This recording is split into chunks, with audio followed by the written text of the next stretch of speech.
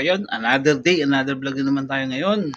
So hindi tayo nag-overtime ngayon, simula kahapon hanggang ngayon. So syempre kailangan natin mag-rest. Saka nakakataman talaga mag-overtime. Alam niyo kung bakit? Nakancel lang nga yung vacation natin. Tapos yung boss natin, parang wala nang pakialam.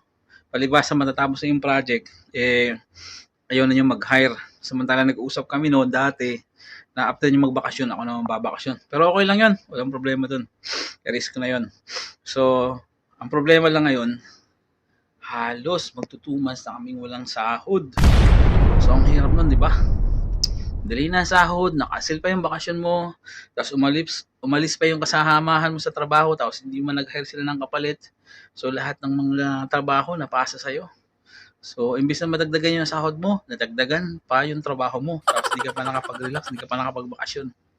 So, ayun, kaya nakakatamad na mag-overtime. Hindi ko alam kung makakasahod na next week. Kung kailangan ko ng pera, doon naman, delay na delay yung sahod namin. So, para doon sa mga obligasyon ko dyan sa Pilipinas, konting tiis-tiis lang. So, sana makasahod na next week para makabayad na sa mga kautangan dyan sa Pilipinas.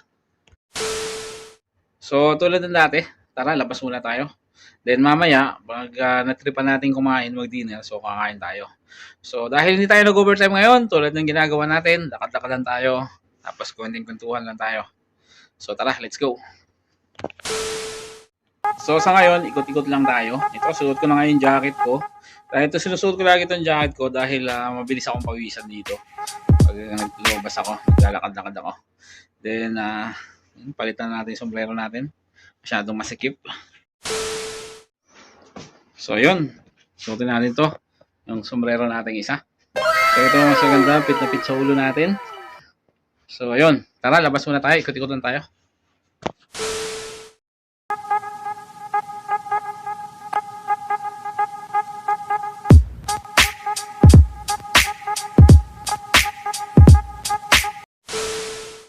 So, ayan. Another day, another vlog na naman tayo ngayon. So dahil hindi tayo nag-overtime, huwag natin palalampasin yung buong oras. So vlog-vlog lang tayo sa ikot-ikotan tayo dito sa camp namin.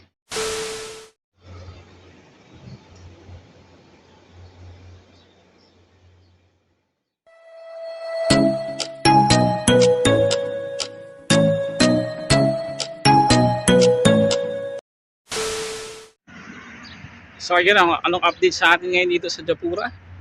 So ayun, bad trip, delay na naman yung sahod natin, magtutumas na naman. So saklap, kung kailangan natin ng pera. Dahil dami natin binabayaran sa Pilipinas.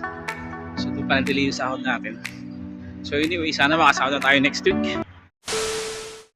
So ayun, past 6 na dito ngayon sa Saudi Arabia. Palubog na naman ang araw. Panibagong gabi, panibagong araw na naman bukas. So, past 6 na ng gabi dito sa Saudi Arabia. So, shout out sa mga OFW na nandito sa Middle East, lalo na dito sa Saudi Arabia. So, keep safe lang tayo dito.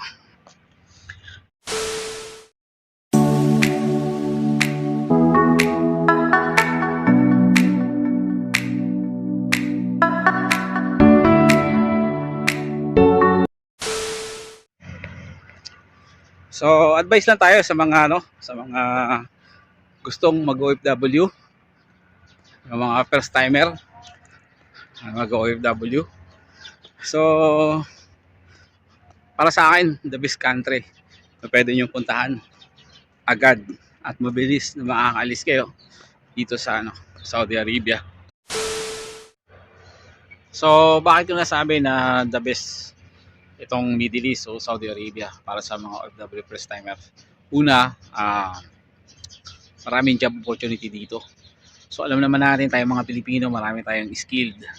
So pasok ka dito kung gusto mong mag-apply ka dito dahil sa dami ng job opportunity.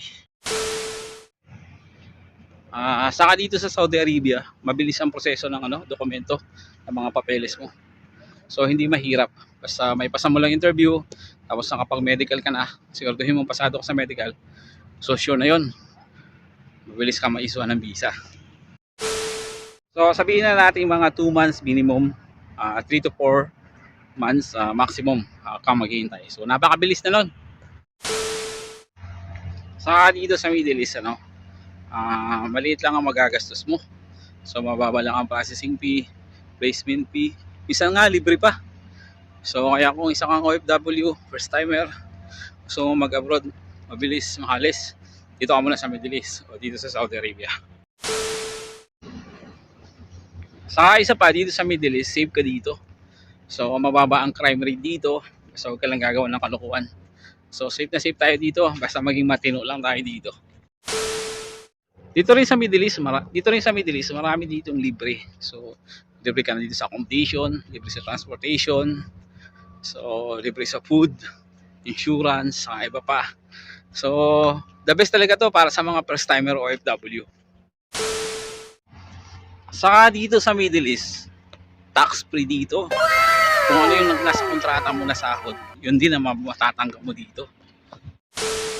Yan yung mga natin, mga advice sa mga gustong mag-abroad na hindi pa makalis-alis ng Pilipinas. So dito ka lang muna sa Middle East, mabilis dito makalis. So malaking tulong din sa iyo to sa magandang experience sa Middle East, lalo na kung nagbabala ka papunta ng Western country. So magandang stepping stone dito sa Middle East. So ayun, nakakain muna tayo. Dinner muna tayo.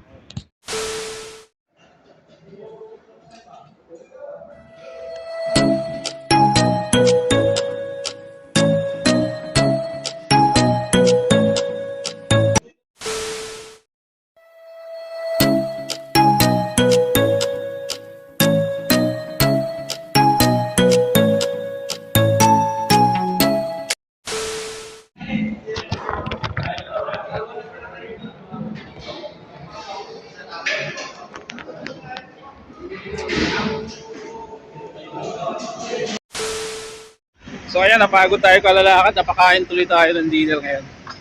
So ayun, balik na tayo sa kwarto. Nakapag-dinner tayo, pahinga naman tayo para makapag-internet, saka makapag-chat tayo sa Pilipinas kahit 10 oras na ng gabi sa Pinas.